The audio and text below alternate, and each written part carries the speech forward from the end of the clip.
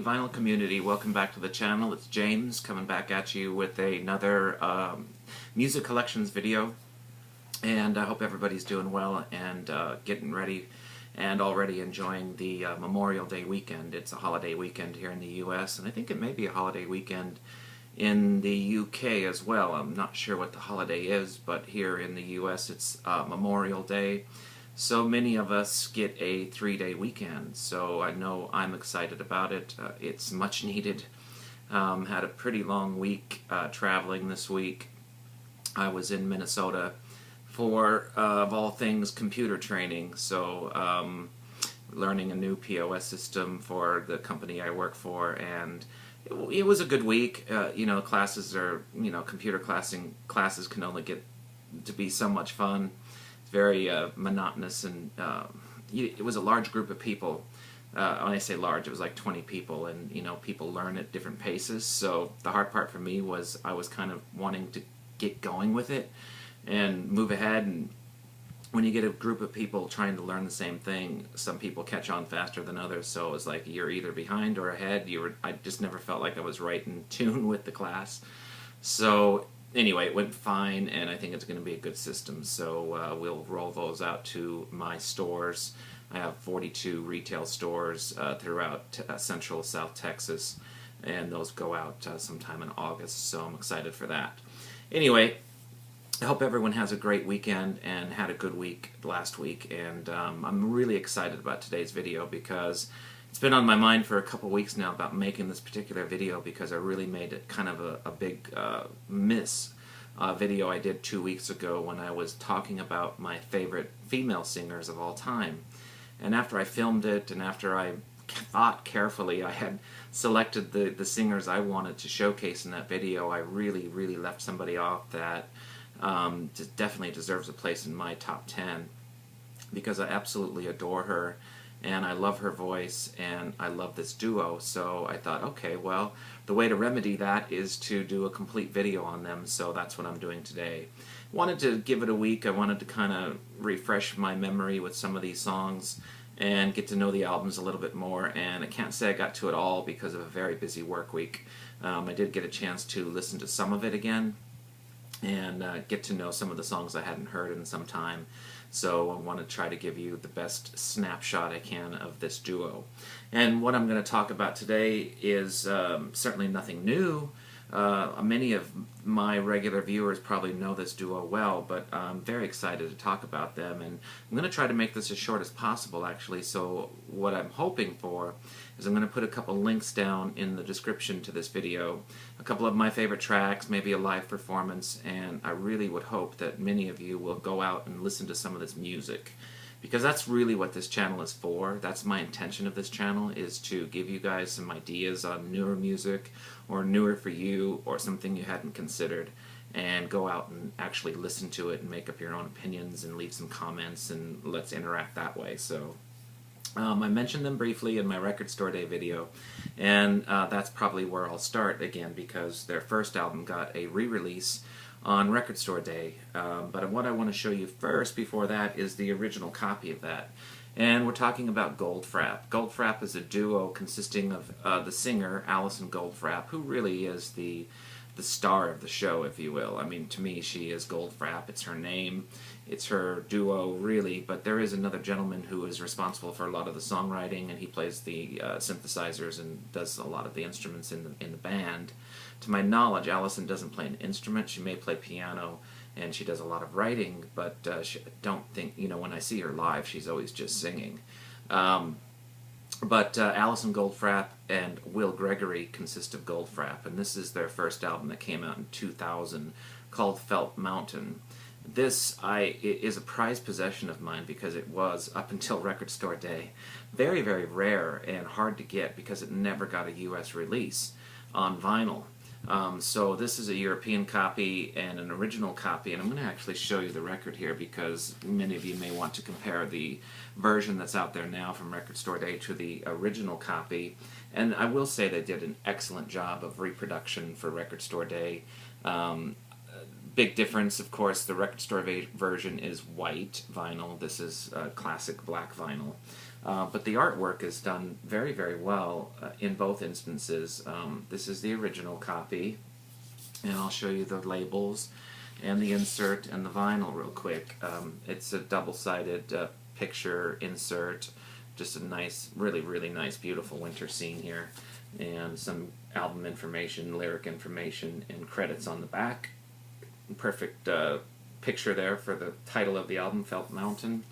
And here is the actual vinyl record. I'm going to carefully pull that out and show you the difference between the original and the Record Store Day version. Here's one side of the label, and here's the other side. So nothing too spectacular. It's a non-gatefold, but the original and the Record Store Day release both sound wonderful. So don't be afraid to go out and pick up that Record Store Day release. I do notice that they are releasing it again post Record Store Day. It's open for pre-order on Amazon now as an I think it's in the $30 range for I don't know if it's going to be white vinyl or black vinyl or a different color altogether. I probably won't get it because, as you'll see here in a minute, I've got enough copies of this. But it will be available post Record Store Day, so don't feel bad if you missed out on the Record Store Day version of it. And as tradition, you know, a lot of times Record Store Days, they'll get an exclusive release and then they'll re-release it shortly after for the masses. So anyway, getting back to the music, this is a wonderful debut album. In fact, it was shortlisted in 2000 for the UK Mercury Prize, which is a very coveted award in the UK. It's much more coveted and meaningful to me than the Grammy Awards or any of the popular award shows. And I can certainly see why, because they came out full guns blazing, Allison and Will did, for this album. And it really is a very subdued, down-tempo. While it's electronic, it's very ambient electronic and very heartfelt, very emotional, really, really passionate album. So for this to come out in 2000 as it did, and really set the tone for their entire career, many people consider this still their best album. And I can't find too much fault with that, really. There may be one that I'll talk about later that I actually listen to more and maybe appreciate more just listening to, but as far as good albums go, it doesn't get better than this in the Goldfrapp catalog. So, wonderful album, and I'm really, really pleased to be able to show you an original copy of that. Now, as you know, if you've watched my Record Store Day video, they did release it again for Record Store Day, and here is the copy of the Record Store Day version. And if you've watched that video, you know I've got two of these things. It's a bit of a funny story. I guess I'll repeat it just for the sake of doing it. And that is that I bought this the first stop that I made on Record Store Day, and I love this album so much, and I love Goldfrapp so much, that I wasn't terribly happy with the number I got, and I thought, oh, don't be ridiculous. It's just a number. There's 4,000 of these, and I got number 3091. And I thought, oh, you know, I bet you there's not 3,090 fans bigger than me of Goldfrapp. It's a shame I didn't get a better number. But I thought, you know, it's just silly. If I happen to come across a very, very low number, I might be interested in picking it up again.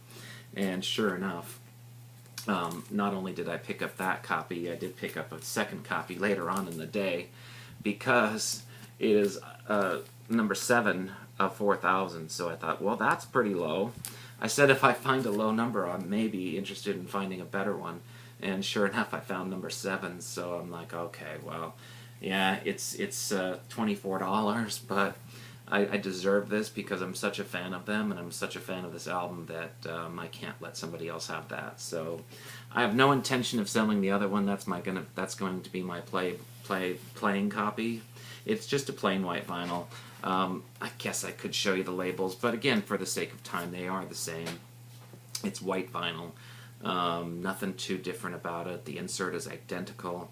The artwork was done very, very nicely to reproduce the original album artwork. And I would say, as reissues go, this is one of the better ones I've seen. So by no means be fearful that, hey, I should pay the larger money to go try to find an original. If original albums is your thing and that's all you really want to collect, by all means, go after it. But be warned, it is expensive, and the reissues run about $20 to $29. So for my money, I would say go get the reissue one, and you know, maybe get lucky later on and find an original.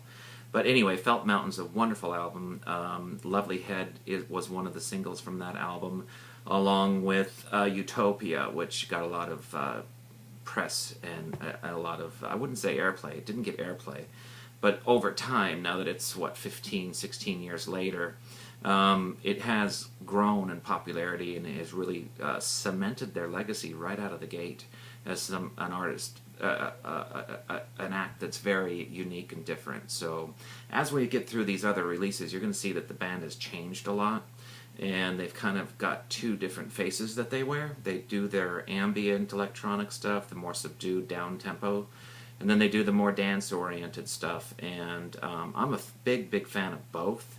I do know some people in the VC that really only care for their Felt Mountain type stuff, the more ambient stuff, where the lyrics are a little bit more meaningful and the music is a little bit more experimental, I guess you could say.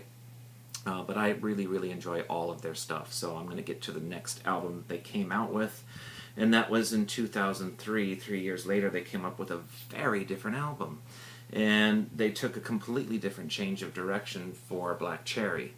This album was much more commercially successful, reached, I think, number 8 or 9 in the UK, and it got some good airplay in the US as well.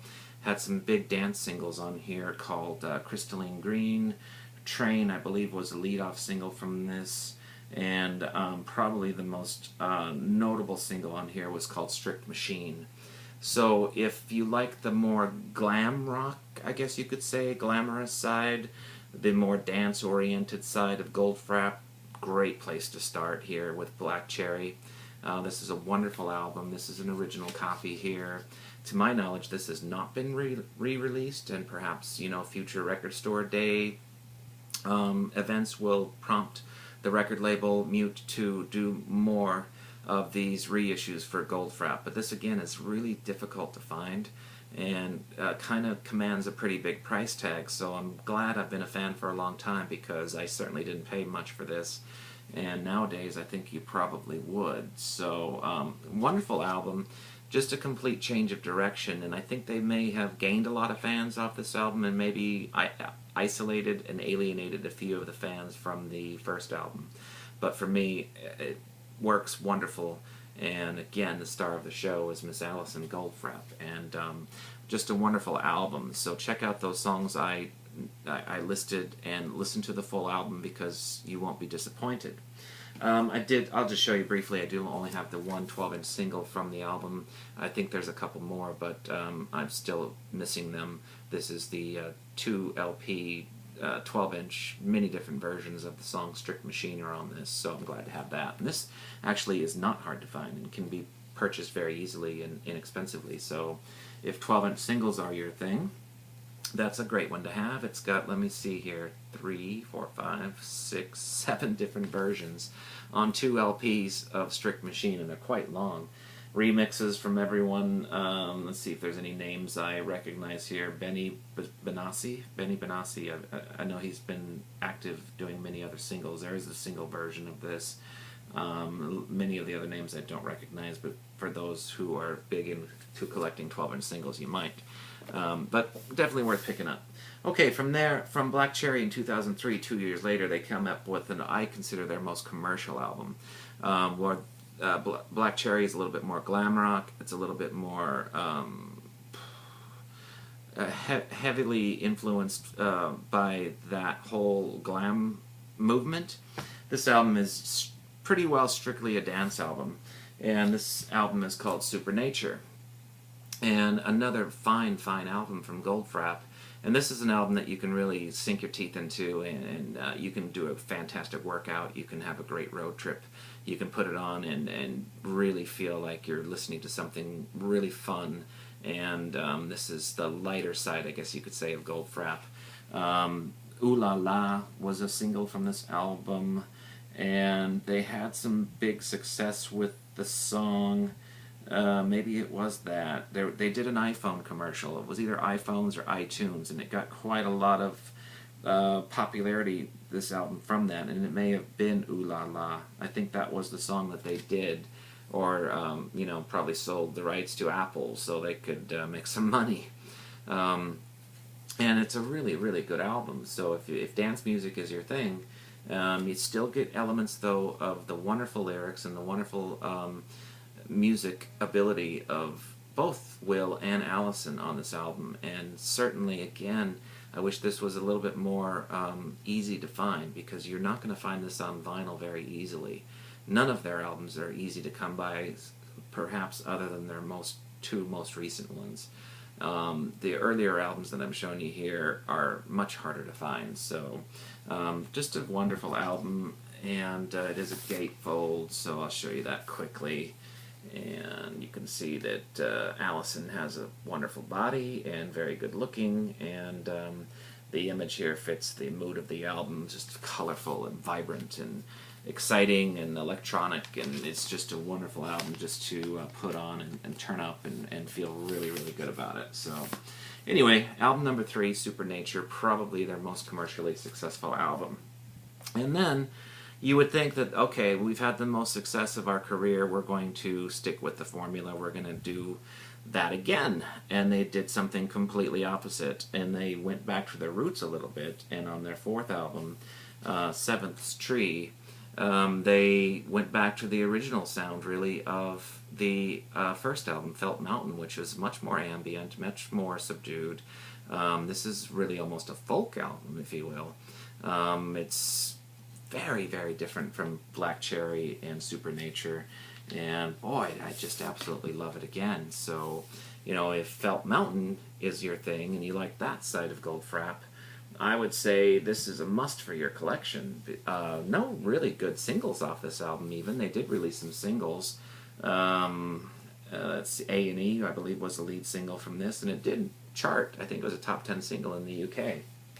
But in the US, this album didn't do particularly well, because I think, you know, radio probably expected them to be a little bit more on the dance side again, and this just didn't have that. So I applaud them for not abandoning that sound that gave them such notoriety in the beginning, and went back to their roots a little bit on Seventh Tree, their 4th studio album. So just wonderful, and please check this album out. All of them. I'm hoping that you'll take the time to explore their catalog.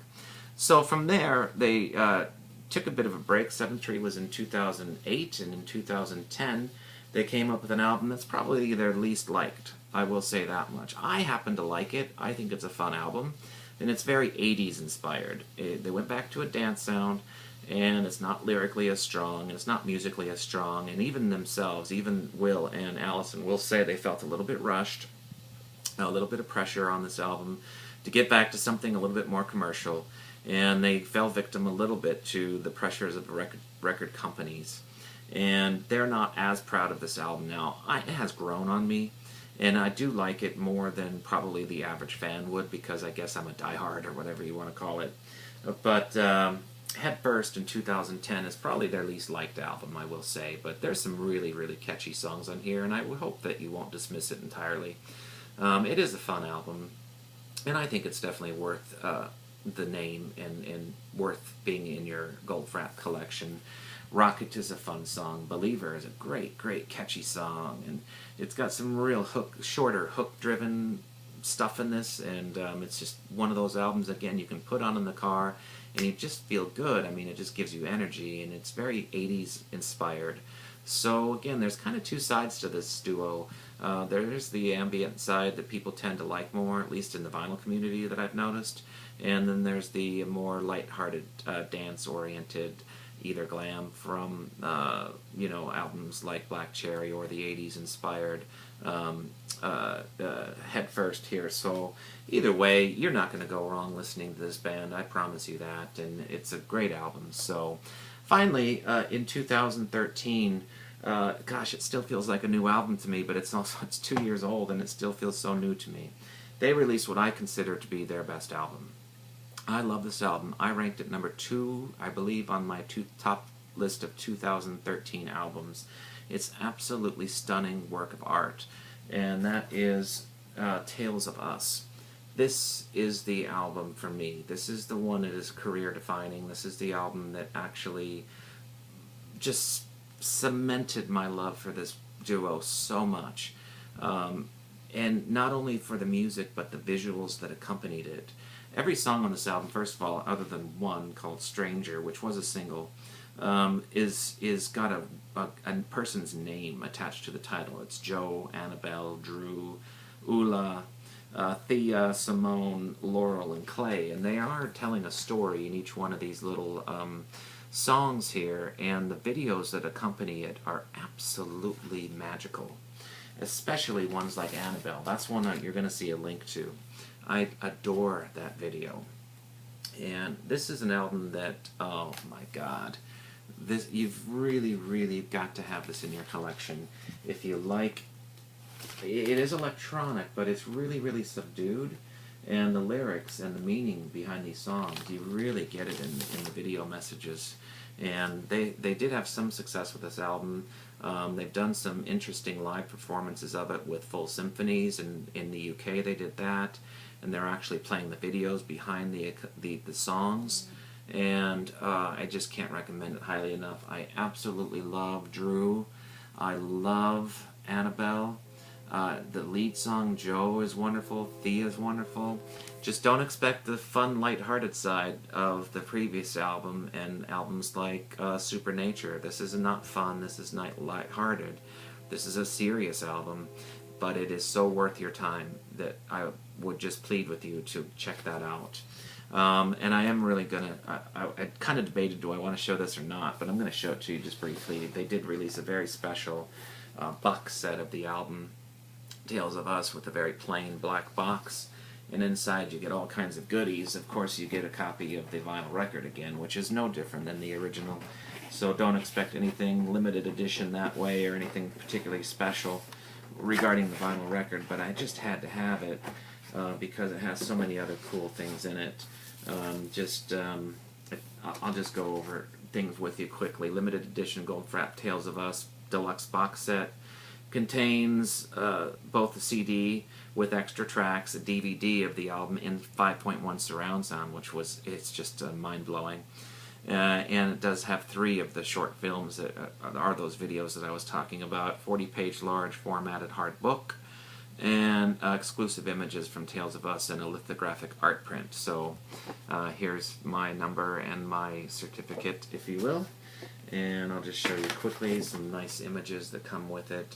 And it's just a wonderful, I've kept this vinyl sealed, no point in opening it. It's just an identical one to the one that comes with the standard one, and then you get the hardbound book that comes with all kinds of nice images and some special artwork and some information about the album and the production and the videos and all this and that. So just wonderful. And here's a nice picture of Will.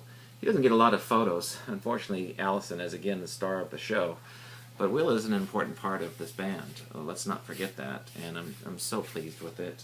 And then, of course, you get the CD, DVD package that also accompanies the box set. So, very pleased to have it, and I still think that these may be available. So, if you fall in love with this record like I have, you might check their website and see if they're still available, because it was a limited edition. Doesn't say how many.